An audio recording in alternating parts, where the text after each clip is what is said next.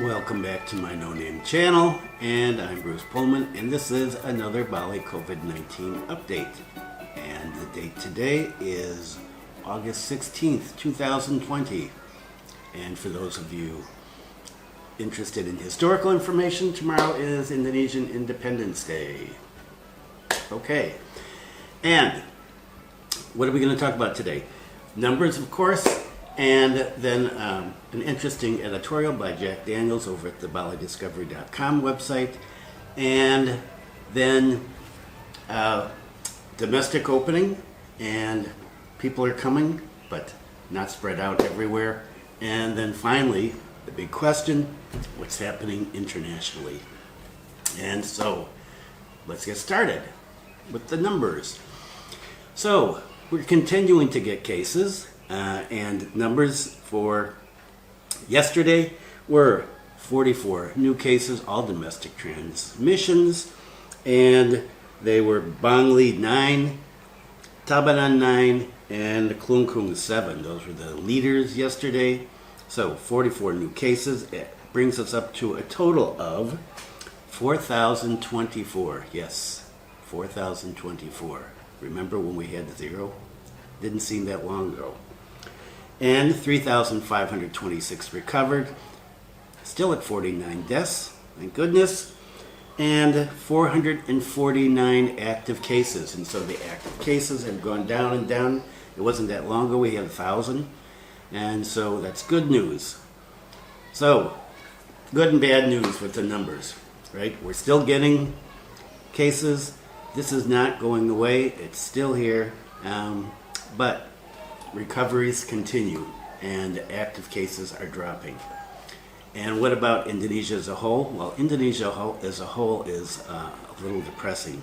Yesterday we had 2,345 new cases, bringing us up to 137,468 total cases with 6,071 deaths.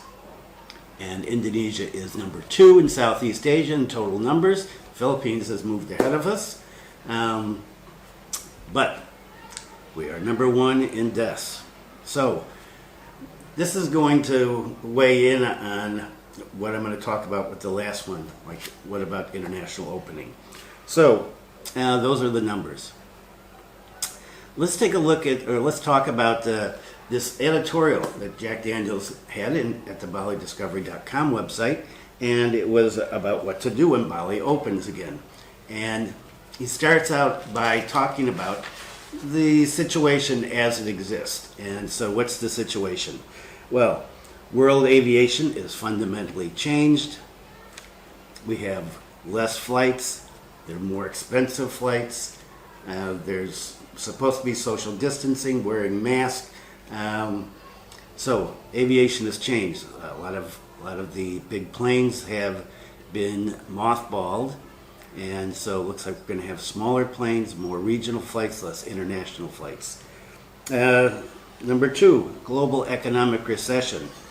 So people are unemployed everywhere. There's less disposable income. There's economic uncertainty. Do you want to take a vacation when you're not sure what's going to happen? That there may be a second wave. Winter will be coming up in another few months in the northern regions, and there are going to be more cases. What's going to happen? So we've got this economic worries. The world pandemic that seems like it's never going to end. Vaccines. Okay, we have the Russians who are putting a vaccine out even though it has not been thoroughly tested. How many people are going to use that outside of Russia? I don't know. What does it look like for vaccine numbers? End of the year, start of the new year, we should have some vaccines if things stay on track, but they have to be tested. And even if we get a vaccine, are people going to take it? There's a growing global reaction to this, people saying no. Maybe. I want to see what happens first. There's the anti-vaxxers, of course, and the crazies there. They're not going to take any vaccine. There's other people who are understandably cautious and say, I'd like to see what happens. Let some other people do it first. So, what's going to happen with the vaccine? We don't know. So, we've got that. And then we have different countries have different regulations about leaving. And so, in some places, if you leave the country, you go somewhere else, you go into international, you come back, you've got 2 weeks quarantine. So, do you want to take a vacation to Bali for 2 weeks and then come back and have to go to quarantine for another 2 weeks? Okay. Some places won't even let citizens go internationally. So, if Bali opens, are people going to come? And I'm going to come back to that point shortly. And finally, the travel industry has changed. The higher airfares, as I said, reduced flights, physical distancing, health and safety protocols required. There's a move to the online world, conferences, workshops, events, meetings, trade shows. A lot of these are going online. Are they going to go back to having them in person? What about schools? So, yeah, there's a big change that's occurring. Is it going to stick? We don't know. So those are the situations that we've got right now. So, what was Jack's suggestions? Well, number one, change the immigration policies to facilitate opening Bali up for the digital nomads. Facilitate that. And we're going to get back to that again. I've talked about this a few videos before. The government had floated this idea, and we have a lot of digital nomads, especially down in Canggu, as I've said. So, number one suggestion, facilitate the visas for the digital nomads. Number two, turn Bali into a regional medical tourism center. And this has been brought up before too. Jack says you could deregulate the medical profession to allow for foreign trained doctors and medical personnel to work in Bali. You could refit some of the hotels which are empty now and turn them into hospitals, into clinics, into accommodations for medical tourist arrivals. So there's a number of different things you could do and this has been talked about before too. The government has floated this idea about turning Bali into a medical tourism hub. Where is there now? You've got Singapore, you've got Malaysia, there's Thailand, Pakistan, India.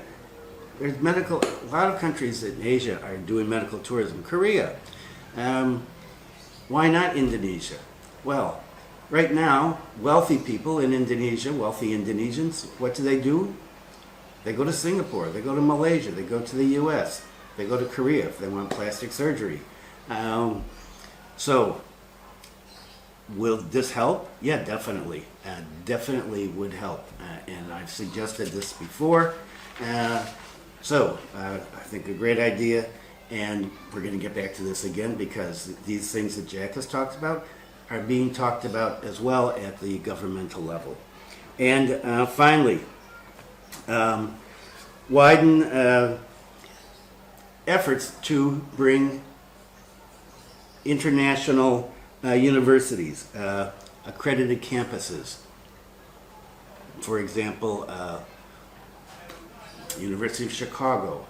University of Chicago has some schools around. Australia, the UK. So you can get some schools to come in, open up international campuses in Bali, bring in students who, hey, I can graduate from University of Chicago and I can go and do it in Bali. Pretty cool. So, good idea. Now, empty hotels could be converted into classrooms. Easy enough to find space it don't have to be a complete campus. It could be a semi-campus to start with. So, all good ideas. The that Jack discussed in his editorial, and we're going to get back to that again. Okay, so what's up next? Domestic tourists are arriving, but they're not being spread out equally.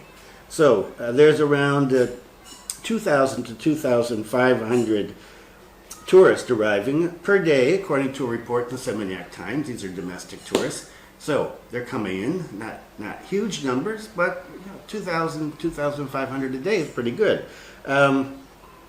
According to the head of the Bali tourism office, Bali's ready and has the health and safety protocols set up, and he noted that the recovery rate is high in Bali. Our number of cases are relatively low. The government is continuing to disseminate information so that everybody knows what's going on, and wearing masks, washing hands frequently, social distancing. He said all of these things are happening. They are more to one degree or another. The social distancing, I still don't really see the social distancing. Mask wearing, although I've noticed a reduction in masks in Singaraja as we've gotten into Bali's open. Still, in Singaraja, if you're out on the main street, 99% wearing masks. As you get farther away from the city center, you see less and less. So the certification process is continuing. Hotels, restaurants, tourist sites, all being given certification by the government if they have a health and safety plan in effect, and they're ready to go, and that includes sanitizers, places to wash your hands, signs letting people know that they need to wear a mask, social distancing. And so the tourist activity on the island is being monitored at a number of different levels, at the regional level, but at the local level as well, in case that there are any problems. And what's the problem here? People are staying down in the south, and he mentioned particularly in Kuta, instead of visiting the mountain areas. And a couple of videos ago, I mentioned that the head of the Gianyar tourism office said we're not seeing people coming here. It's not happening here. So people are coming, but they're not spreading out. And yeah, that's understandable. Domestic tourists have different needs, different wants than international tourists do. And so where are they going? They're going to where the action is, where there's a lot of restaurants, bars, activities for the kids. Okay, so he said that the remedy is to open for international tourists by September 11th, but that they're waiting for government action. And that's what we're going to get to next. So when will Bali open? Is it going to open September 11th?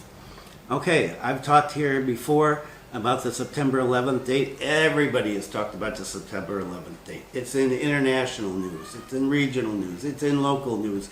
The tourists talk about it, the expats talk about it, the immigrants, I'm an immigrant, not an expat, the locals talk about it, people in the tourist industry talk about it, people in the manufacturing industry talk about it. Everybody's talking about September 11th. Well, guess what?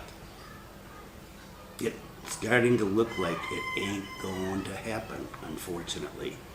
Now, there's been no official news about this. The government hasn't issued anything, but there's been talk floating around from a number of ministers, people in the tourist industry as well, that it looks like September 11th is not going to happen.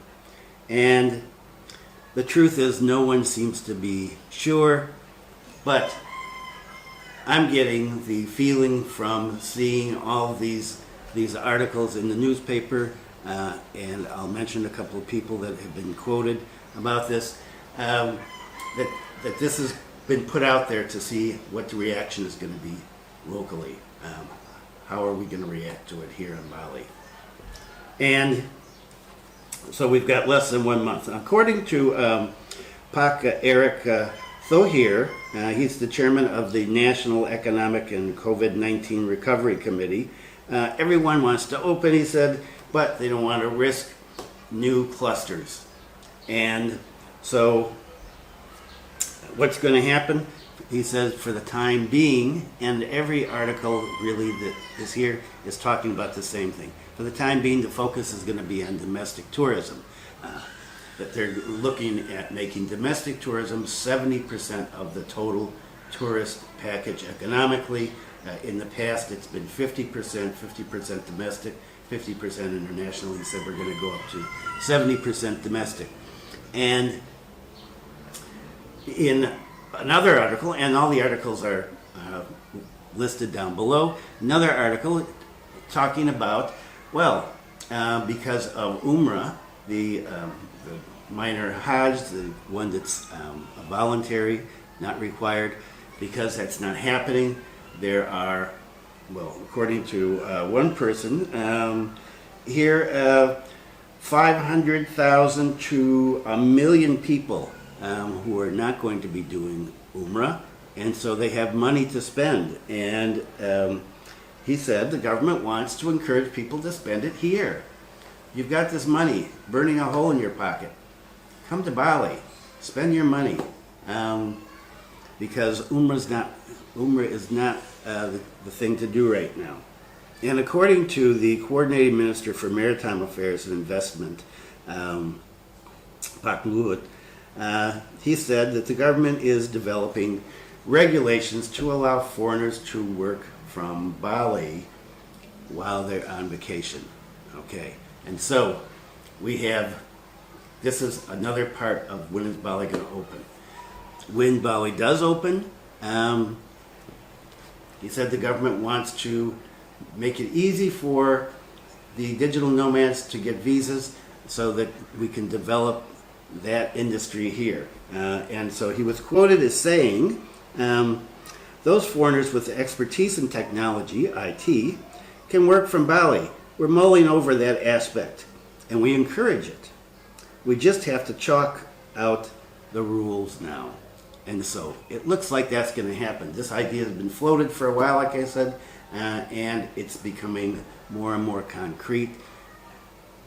The authorities, people in charge of getting the economy back going, looking at this and saying, okay, we can solidify this, make Bali into a favorite international destination for digital nomads. And it already is, but this may encourage even more people to come, and people that are here to stay longer. They wouldn't have to be doing those visa runs. Instead of spending money on the visa runs, they can stay here and be spending money here. So the government is looking to use technology as one of the ways to speed up development. Okay, now this goes back, right? Jack had mentioned that. I've talked about this before. So what else? He also mentioned medical tourism. Upgrading the country's medical facilities so that people who now go to Malaysia or Singapore for medical treatment could stay here and get treated in Indonesia. Not just in Bali, could be anywhere. Could be Jakarta, could be Surabaya. And so he said the government wants to work with international hospitals like the Mayo Clinic in the U.S. and Johns Hopkins to build hospitals in Bali to make us a regional medical tourism center. Good idea. And he also said that the government is considering opening the country up to international doctors. Up until now, international doctors have not been able to work here. And so that's probably going to step on the toes of some of the local doctors. I don't know how they're going to take that. We'll have to wait and see. But is it a good idea for medical tourism? Yeah, definitely. And other Indonesians in the tourist industry, what have they had to say? The chairman of the Badung Hotel Restaurant Indonesia Association, PHRI, said that because of the continuing increase in local transmissions, the possibility of opening on September 11th is becoming increasingly unlikely. He also wanted to note that a second wave may be coming or has come already in some countries, and that at this point we can't count on tourists coming even if we do open the borders. So why focus on that when we can focus on domestic tourism and look at some of these other avenues of generating income in Bali? Visas for the digital nomads, medical tourism, and also education, international universities. He also noted that health and safety protocols, just like everybody else that's been in these articles, health and safety protocols are being carried out and being monitored by government officials everywhere, and certification is being given out. This is to make everybody feel safe, locals, domestic tourists, and international tourists for when they come. And what does it look like now? Well, with the domestic tourism here, according to him, he said that hotels still at 5 to 9% occupancy rate. There's just too many rooms. There have been too many rooms for a long time. The previous governor called for a moratorium on building hotels. People went ahead and did them anyway. They continue to do them. There's too many hotels. And all of these people have noticed, look, there's competition. It's going to get cutthroat. Prices are going to drop. It's not going to be good for business. And so let's refit some of the hotels. I think refitting some of the hotels would be great, especially if it makes economic sense for the hotel owners. And so the Minister of Tourism and Creative Economy noted that there's 8 million Indonesians traveling abroad for tourism every year. 8 million, okay. And that they spend a total of $9 billion US, and that is why, and here's some financial reasons, that's why domestic tourism, the government's looking at domestic tourism and say, let's focus on that. There's some money, there's some people that can travel already, and can come here and help boost the economy, and makes sense to me. So what do we have? September 11th is most likely not going to open.